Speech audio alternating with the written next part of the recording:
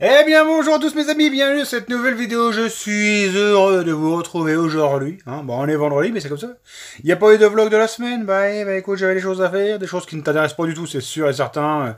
Rendez-vous ophtalmo, rendez-vous machin. J'allais pas t'emmener avec moi, me faire souffler dans l'œil par la machine. Ça n'avait aucun sens. Allez, je te balance le jingle et tout de suite après tu vas voir le retour de quelque chose qu'on n'a pas eu depuis longtemps sur la chaîne. Allez, jingle!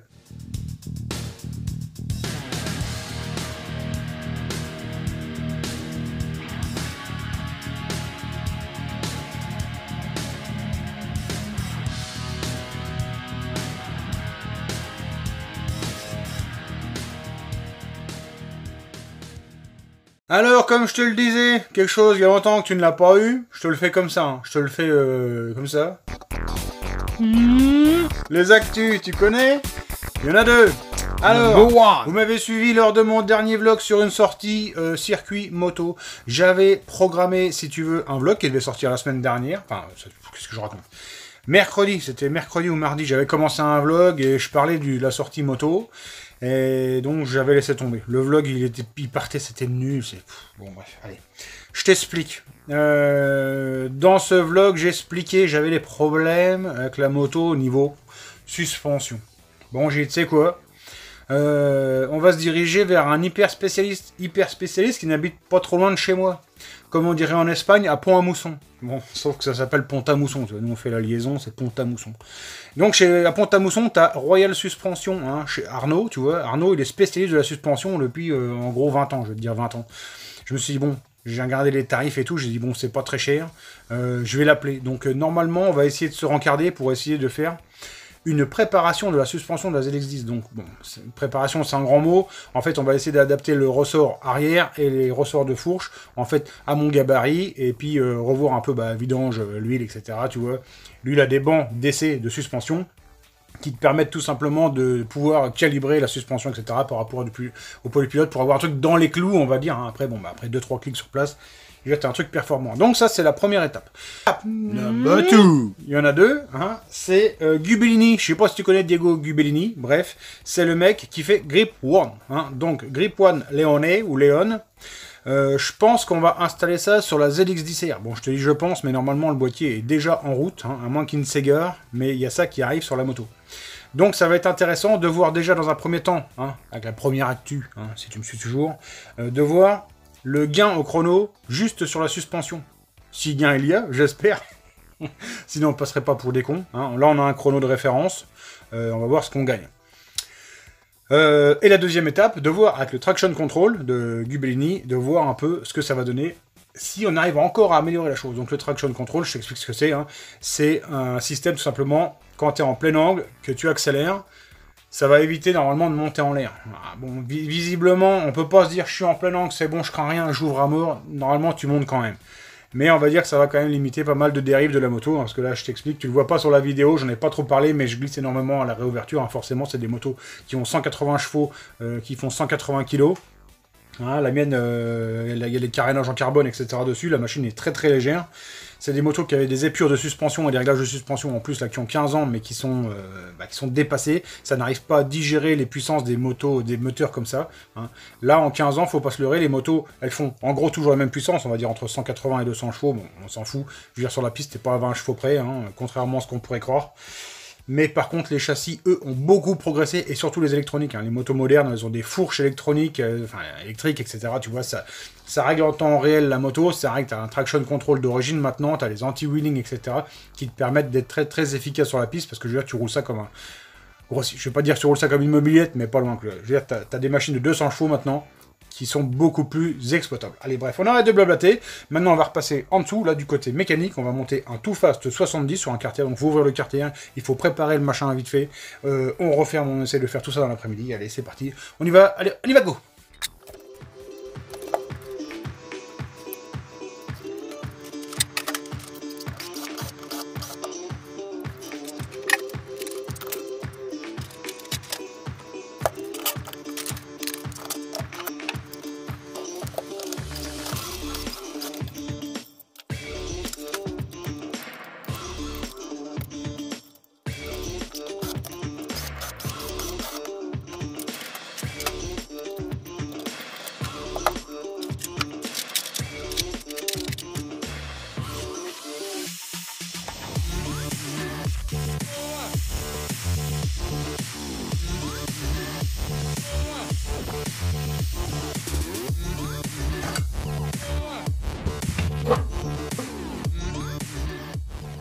Allez, hop, le voilà, le tout dernier Fast 70 pour Nitro.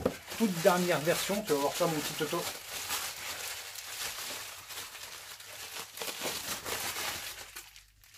Hop, ça, on a besoin.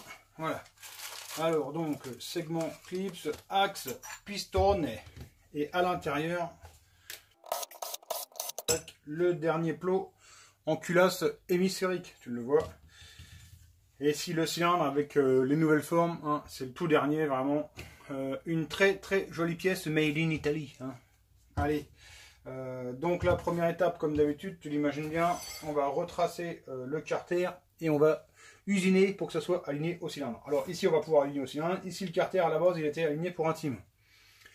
Alors si jamais ça t'arrive, ne t'embête surtout pas à soit à écarter le cylindre de manière exagérée ici à l'embase, hein, ça n'a aucun sens. Et ne t'amuse pas à essayer de reboucher le carter, ça franchement, ça sert à rien du tout. Ça fonctionne aussi bien aligné ou pas. Là je veux te dire, même le cylindre, on l'aurait monté directement sur le carter, sans aucune modif, ça aurait marché pareil. Hein. Mais bon, on va quand même l'aligner juste pour le fun. Hein.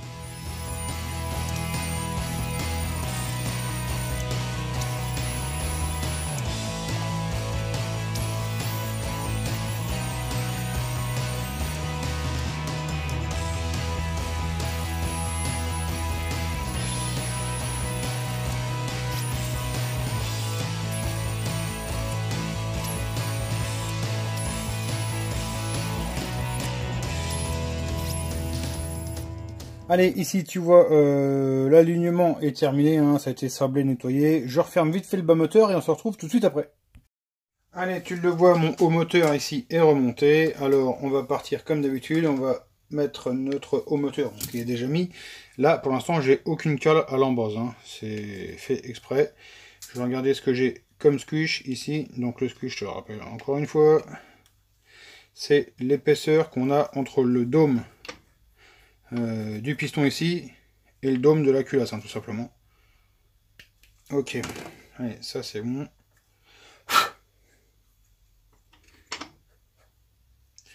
Voilà. Ici, je mets mon plot.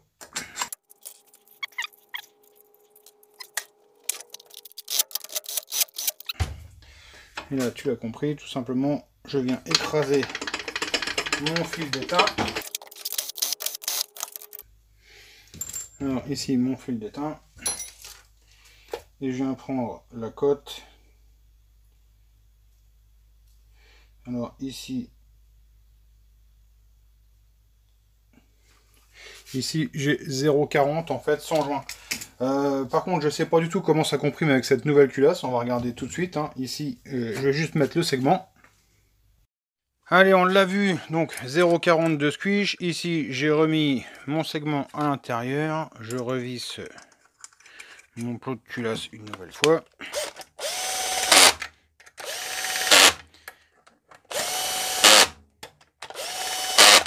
Voilà. Alors maintenant, on va regarder le volume qu'on a dans la chambre de combustion.